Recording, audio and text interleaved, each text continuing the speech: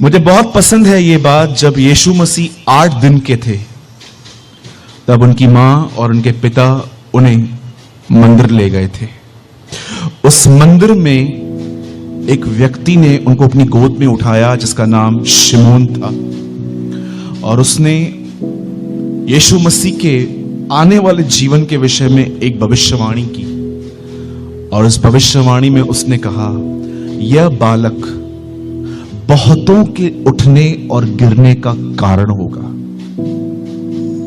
यह हिंदी में लिखा है, लेकिन इंग्लिश इज डिफरेंट। इंग्लिश में लिखा है, because of this boy the life of many will exposed. इस व्यक्ति की वजह से बहुतों का जीवन प्रकट हो जाएगा, भीतरी विचार प्रकट हो जाएंगे। आप कैसे जान सकते हो कि इस पुलपिट से व्यक्ति बात कर रहा है कि खुदा बात कर रहा है? एक वजह से, वो आपके जीवन को दूसरों पे नहीं, आपके लिए आप पर एक्सपोज कर देता है कि आपको क्या करना चाहिए और आप क्या कर रहे हैं। मैं बाइबल जब भी पढ़ता हूं, मैं बहुत ओपन हार्ट से और बड़ी ईमानदारी से पढ़ता हूं, और मैं परमेश्वर को हमेशा कहता हूं, अगर तू मुझ में कुछ भी गलत देख रहा है तो वहां पर मरने के बाद नहीं, मुझे यहीं पर बता। जो कुछ मुझ में गलत है तू मुझे यहीं पर बता। और मैं आपको सच कहता हूं, मेरे लिए सबसे ज्यादा टफ फेस करना बाइबल है। बहुत टफ है ये मेरे लिए, क्योंकि वो मुझे ऑप्शन नहीं देती है, ऐसे कर ऐसे कर ऐसे कर। वो मुझे बताती है ये गलत है, ये नहीं होना चाहिए। अगर मैं इस वचन को बहुत हल्के से लेता तो आज मेरे पास लाखों रुपए होते, मुझे अपनी कार होती और मैं एक महल में रहता। लेकिन बाइबल मुझे झूठ बोलकर कमाना, चीटिंग करके कमाना, धोखे और धोखाधड़ी करके कमाना को मना करती है। इसलिए मैं कुछ खास बना नहीं पाया। मेरे पास इतना है कि मैं अपने परिवार का गुजर बसर कर सकता हूं। ऐसी बहुत सारी चीजें बाइबल आपको कहती है जो बिल्कुल गलत है। आप जानते हैं आज कितने सारे लोग हैं झूठ बोल के पैसा कमाते हैं। वो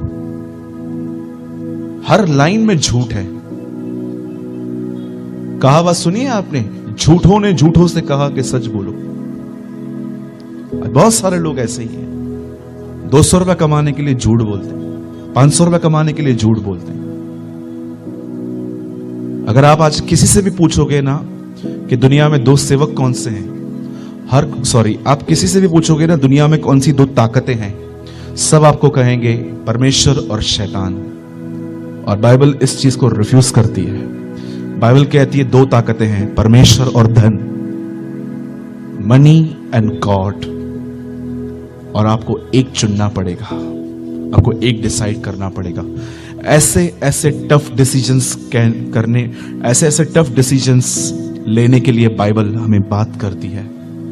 आज मैं आपसे एक बात पूछना चाहता हूं, और उसके बाद मैं आपके साथ 1 घंटा बैठेंगे सर? पक्का? पूछो बाजू वाले से, 1 घंटा बैठोगे ना? हाँ, आज मैं आपसे 1 घंटा बात करूंगा उसके बाद, ठीक है? पहले मैं एक सवाल पूछना चाहता हूं, ध्यान दीजिए।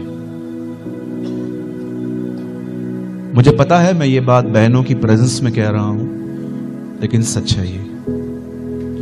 क्या आप जानते हैं ये दुनिया 3 चीजों का पीछा कर रही है? अगर चौथी चीज मिले तो मुझे बताइएगा। 1, नेम, मेरा नाम हो। आपको पता है कभी कभी जब आप लोगों को कुछ बोलोगे, या समझिए आपके लिए कोई कुछ उल्टा सीधा बात कर रहा है, जब आपको पता है कि आप गलत नहीं हो तो आप लड़ने क्यों जाते हो?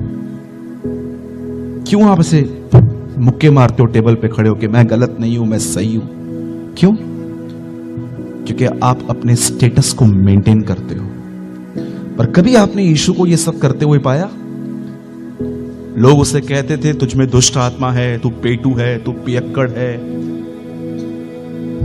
सुनता तक नहीं था उन बातों को, क्योंकि वो जानता था लोग क्या कहते हैं ये नहीं, मेरा स्वर्गीय पिता मेरे लिए क्या कहता है, वो सब कुछ है।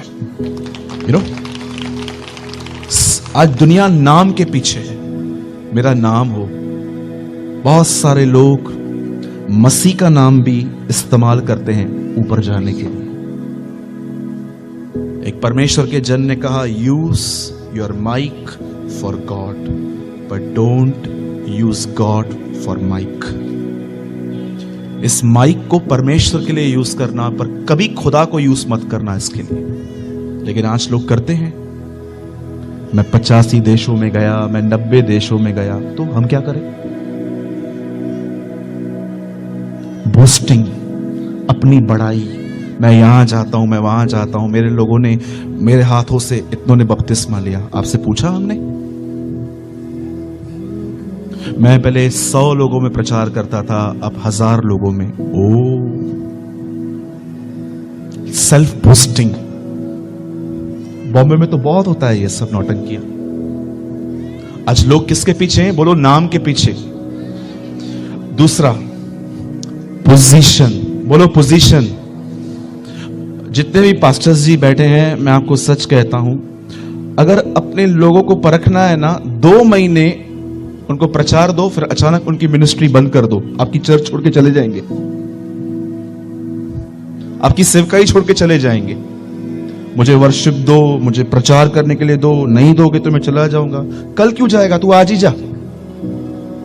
मैं तो अपने चर्च में खड़े होकर बोलता हूं, कल क्यों? आज जाओ। क्या हम चर्च में इसलिए जाते हैं ताकि हमको पास्टर की पोजीशन मिले? क्या हम इसलिए जाते हैं कि हम पहचाने जाएं? सोचो, आप कहां हो आज? दुनिया तो वो कर रही, यहां से बाहर जाओ तो हर व्यक्ति पोजीशन के पीछे, कुछ मुझे मिले, लोग मुझे जाने। अगर मसीह जगत भी ऐसा ही चलने लग गया तो फिर क्या फायदा? कोई नाम के पीछे है, कोई पोजीशन के पीछे है, ये एक ही है। सेकंड थिंग, लोग जिसको फॉलो करते हैं, एक है नाम और पोजीशन, सेकंड पैसा।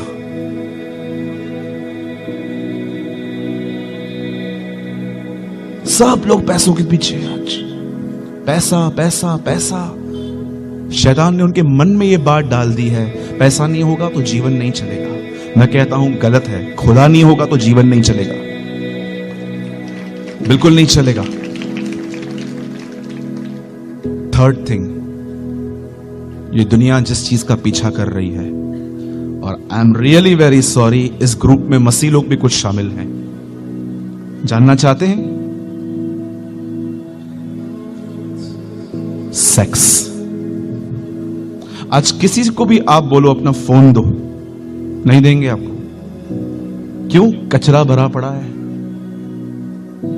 पॉर्न वीडियोस भरे पड़े हैं, गंदी चैट्स पड़ी हुई हैं, लड़के लड़कियां 12 के बाद फोटोस निकाल के एक दूसरे को बेचते हैं, व्यभिचार करते हैं। सोचो,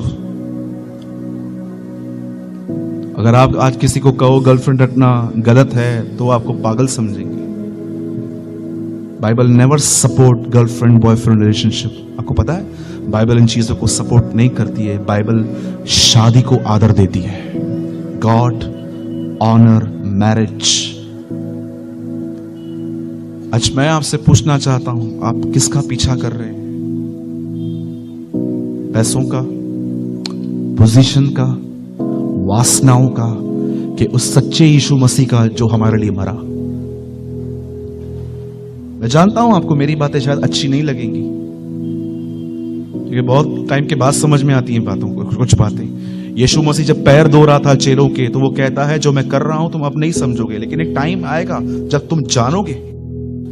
अब किस चीज का पीछा कर रहे हैं? क्या आप प्रतिदिन उसके पुत्र की तरह बन रहे हैं, कि आप इस संसार की तरह बन रहे हैं? द बाइबल से संसार के सदृश न बनो, पर तुम्हारे मन के नए हो जाने से तुम्हारा चाल चलन बदलता जाए। क्या आप दुनिया की तरह बन रहे हो?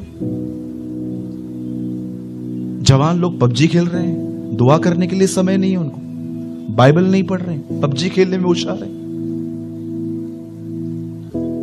सोचो, बहुत सारी बहनें यहां की बातें वहां, वहां की बातें यहां करने में व्यस्त हैं, दुआ करने के लिए समय नहीं है।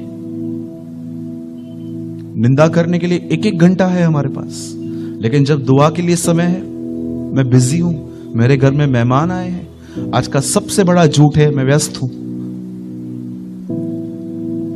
बहाना तो अच्छा बनाओ। एक दिन एक आदमी के घर में शादी थी, बाइबल बताती है, तो वो अपने सेवकों को कहता है जाओ लोगों को लेकर आओ। तो एक व्यक्ति काम कर रहा था, तो उसको कहते हैं चलो राजा ने बुलाया है। तो उसका बहाना देखो, वो कहता है मैंने बैल लिया है और अब मैं उसे परखने जा रहा हूं, जांचने जा रहा हूं। अब आप बताइए, आप चीज लेने से पहले जांचते हैं कि बाद में? अरे क्या बोल रहा है? मैंने लिया है अब जांच रहा हूं। बहाना बनाना भी नहीं आ रहा है। कई लोगों को आप बोलोगे ना आप संगति में आओ, आपको पता है मसीह लोग पिक्चर पे जाते हैं, आजकल पिक्चरों पे जाते हैं ये लोग और फेसबुक पे लिखते हैं फीलिंग एक्साइटेड। Very good. बहुत दुख होता है ये सब देखकर।